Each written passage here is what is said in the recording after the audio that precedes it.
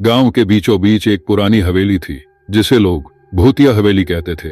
उस हवेली के बारे में कहा जाता था कि वहां रात होते ही अजीबोगरीब आवाजें सुनाई देती थी और भूत प्रेत का बसेरा था।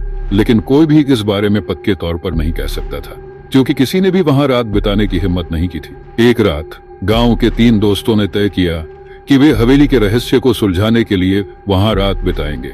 उनके नाम थे रोहित, अमित और सौरभ। तीनों ने अपनी हिम्मत बांध ली और रात होते ही हवेली की तरफ चल दिए। हवेली के अंदर घुसते ही उन्हें ठंडक का एहसास हुआ, जैसे वहां कोई अदृश्य शक्ति मौजूद हो।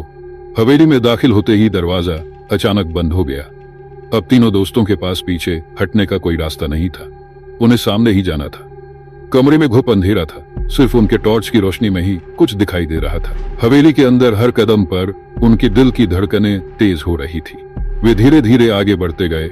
तभी अचानक हवेली के एक कोने से उन्हें किसी के रोने की आवाज सुनाई दी। तीनों दोस्त इस बात से सहम गए, लेकिन उन्होंने औरत से पूछा कि वे उसकी मदद कैसे कर सकते हैं।